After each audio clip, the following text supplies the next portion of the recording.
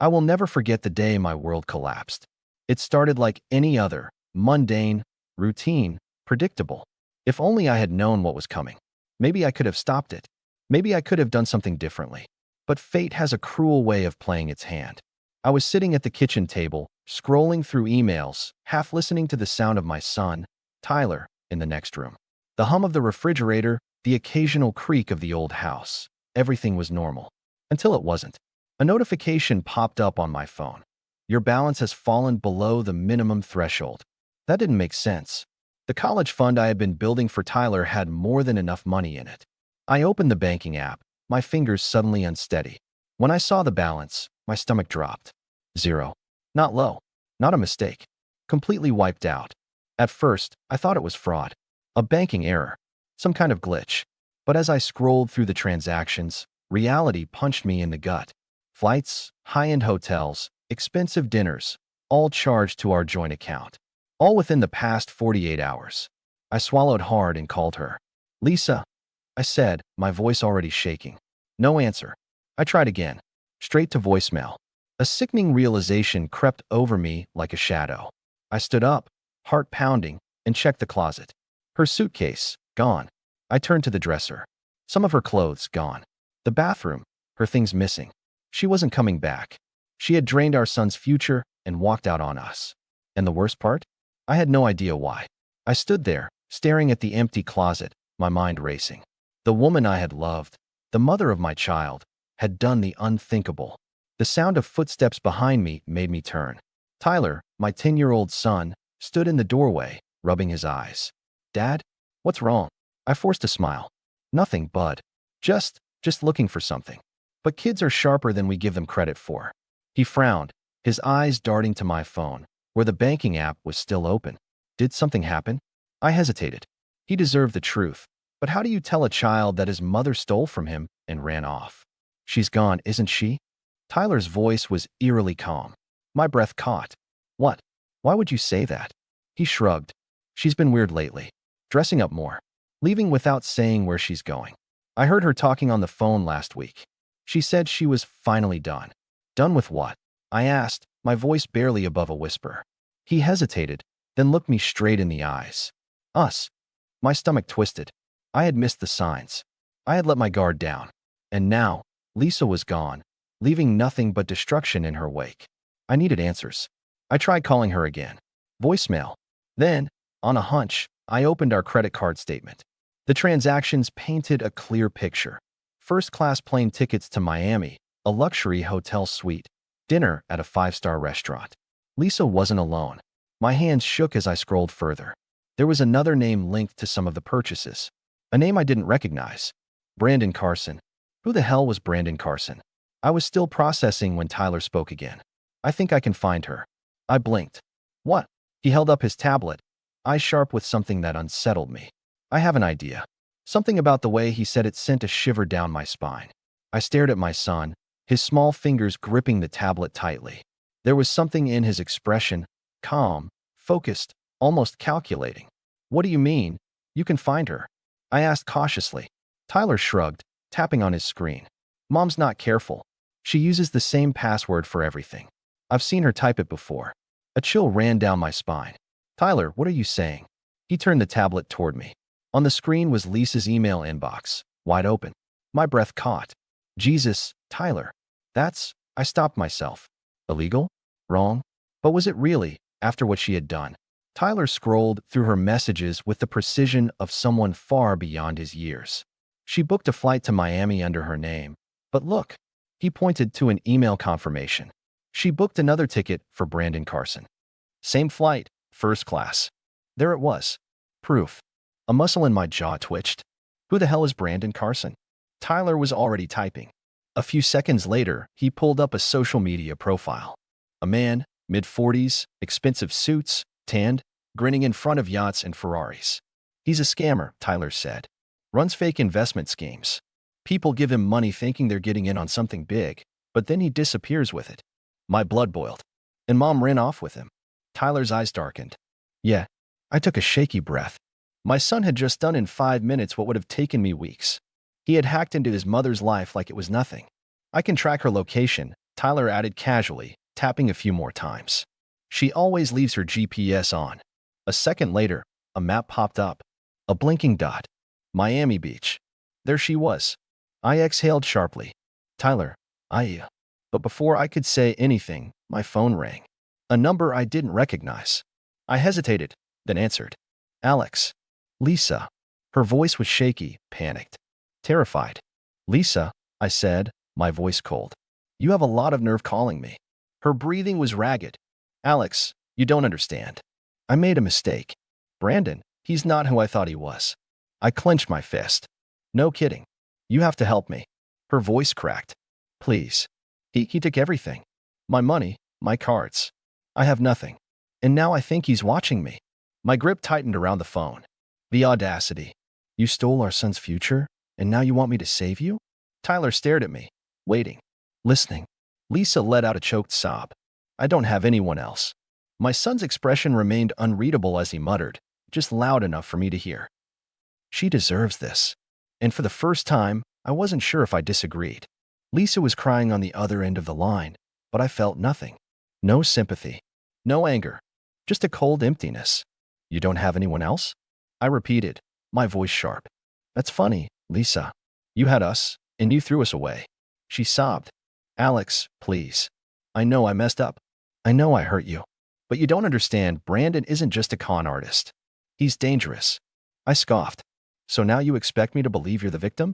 He knows where you are, she whispered. A chill crept up my spine. What? I don't know how, but he does. He said your name, Alex. He knows about Tyler. I felt my grip tighten around the phone. How? She hesitated. I might have told him. Rage surged through me. You, what, dash? I didn't think it mattered, she pleaded. At first, it was just talk. He asked about my past, my family. But then, after he took my money, he started saying things. That if I tried to run, he'd come after you and Tyler. That he could dash dot. I swallowed hard.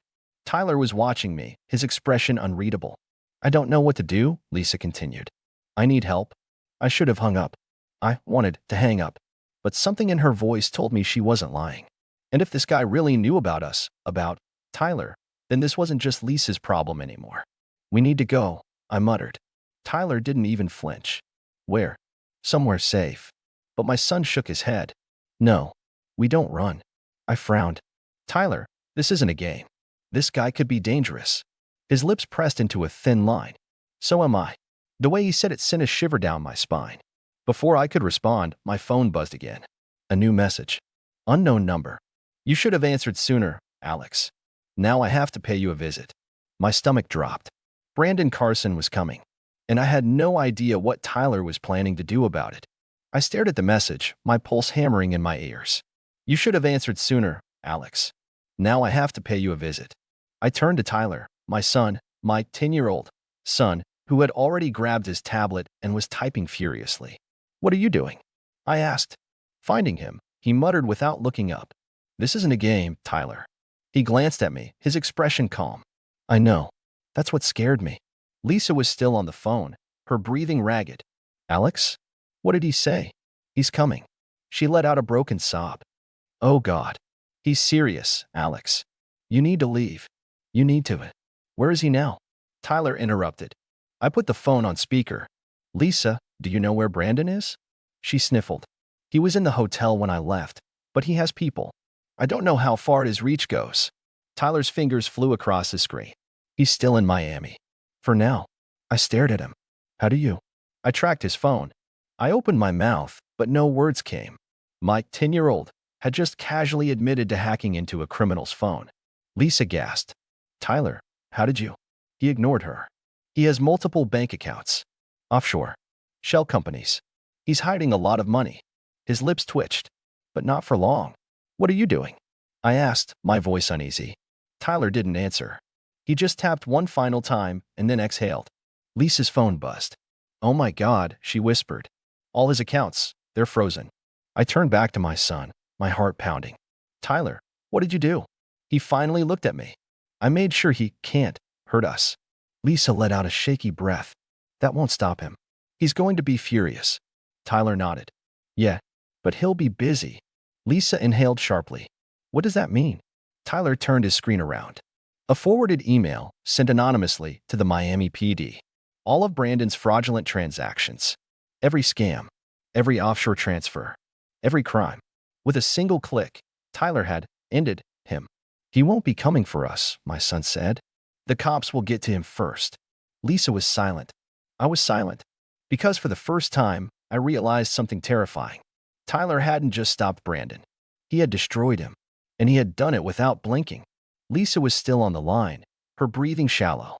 Tyler, you don't understand. Brandon isn't just some scam artist. He has connections. If the cops don't get him first, someone else will. Tyler didn't even flinch. Good.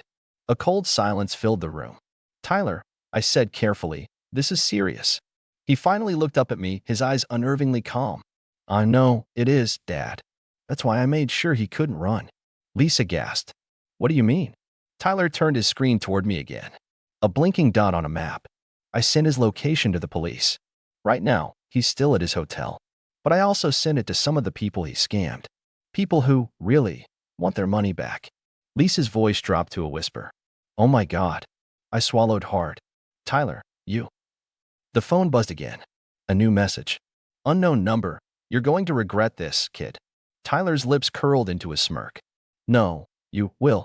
A moment later, another text came in, this time, a news alert. Breaking news.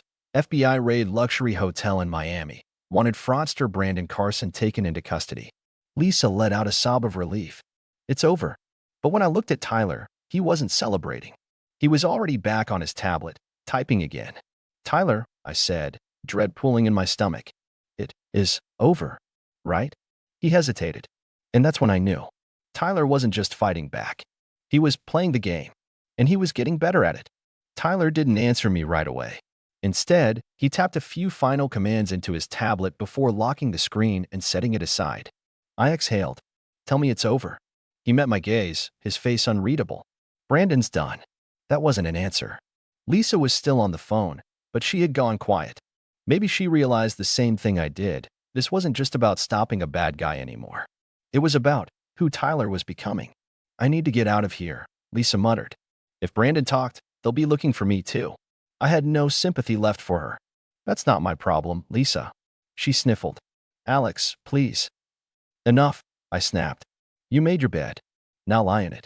I hung up. Tyler watched me closely. That was the right call. I turned to him. Since when do you get to decide what the right call is? His expression didn't change. Since you didn't. The words stung. Because deep down, I knew he was right. While I had been drowning in anger, in betrayal, in helplessness, Tyler had acted. He had found Lisa. He had tracked Brandon. He had frozen accounts, tipped off the cops, and dismantled a man's entire life in less than 2 days. And he had done it, without a flicker of doubt. I should have been proud. Instead, I was terrified. I sank onto the couch, running a hand down my face. This isn't normal, Tyler. He tilted his head slightly, as if studying me. What's normal, Dad? Letting people walk all over you? Letting Mom steal from us? Letting a guy like Brandon do whatever he wants? I swallowed hard. That's not what I mean. You're Tyler. His lips pressed together. Yeah, and I let out a shaky breath. And you shouldn't be thinking like this. Acting like this. I struggled for the right words. It's not how kids are supposed to be. For the first time, something flickered across his face, annoyance. He stood up. Then maybe I'm not supposed to be a kid. I stared at him. He didn't wait for my response. He just picked up his tablet, turned, and walked toward his room. Right before he disappeared down the hall, he said, almost too quietly, You should be glad I was. And then he was gone. I sat there, my heart pounding. Tyler had saved us. But at what cost? And if he had to do it again, what else would he be willing to do? For the next few days, things were quiet. Too quiet. Brandon was in custody. Lisa had gone into hiding. The house felt emptier than ever. But it wasn't peace. It was something else. Something heavier. Tyler barely spoke to me. He went about his routine, school, homework, building things in the garage, but there was a distance between us now. A wall. I wanted to break it, but I didn't know how. Then, one night, I heard typing. It was late, past midnight. I crept down the hall and peeked into Tyler's room. His laptop screen glowed in the dark, his fingers flying over the keyboard. He was so focused, he didn't notice me watching. I knocked on the door frame. "What are you doing?" He froze for a second, then slowly turned. "Nothing," he said too quickly. I stepped inside. "Tyler." His jaw clenched. "I was just reading." I gestured to the screen. "Then let me see." For the first time, I saw hesitation, doubt. But after a long pause, he turned the laptop toward me. The screen was filled with bank accounts, transactions, names I didn't recognize. My stomach twisted. "What is this?" I asked, my voice barely above a whisper. He held my gaze. "Just looking at people like Brandon." I swallowed. "Tyler, why?" He hesitated, then said, "Because there are more of them." My chest tightened. "So what? You think you're going to take them all down? One by one?" He shrugged. "Somebody has to." "No," I said firmly. "Nobody has to. And certainly not you." Dash. He frowned. "Why not?" I ran a hand through my hair. "Because this isn't your fight. Because you're 10 years old." Dash. His face darkened. "That didn't stop me last time. That was different." "No, it wasn't." His voice was so cold. So sure. I knelt beside him, gripping his shoulders. "Tyler, listen to me. What you did. I don't know if I should be proud of you or terrified for you. But this," I gestured to the screen. "This has to stop." He stared at me. "Why?" "Because this isn't who you are." His expression didn't change. I softened my tone. "You don't have to be like this. You don't have to carry the weight of the world on your shoulders. You're a kid, Tyler. You should be playing baseball, riding bikes, hanging out with friends. Not this." Dash. He swallowed hard. "I don't know how." My heart cracked. I reached out, slowly closing the laptop. "Then let me help you." For a long moment, he didn't move. Then, finally, he nodded. It wasn't a promise. It wasn't a perfect ending. But it was something. Months passed. The chaos settled. Brandon Carson was behind bars. Lisa had disappeared from our lives, probably still running from the consequences of her choices. And Tyler was trying. At least, I thought he was. He stopped sneaking around at night. Stopped obsessing over bank accounts and criminals. I got him into a robotics club, tried to nudge him toward normal things. And for a while, it seemed to be working. Until one afternoon, I was in the kitchen when I heard his voice from the living room. "Low, steady. I told you already. The money's in the account. But next time, be smarter." I froze. When I walked in, Tyler was on his tablet, speaking into his Bluetooth headset. He saw me and calmly ended the call. I swallowed. "Who was that?" He set the tablet down. "Nobody. Tyler." He sighed. "I was helping someone." "With what?" He hesitated. "Fixing a problem." A cold shiver ran down my spine. I stepped forward. "What kind of problem?" He held my gaze. "A woman got scammed out of her savings. The guy who did it is offshore, hiding behind fake companies. I just moved some things around." I blinked. "You hacked a bank?" He didn't answer. My stomach twisted. "Tyler, we talked about this." He exhaled.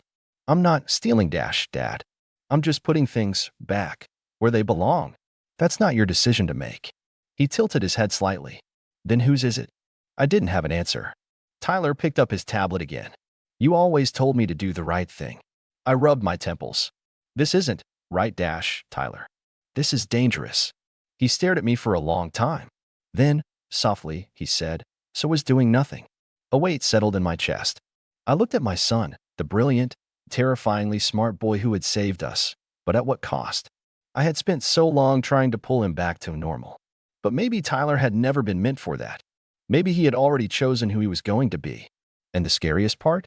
I wasn't sure if I should stop him, or if I should let him win.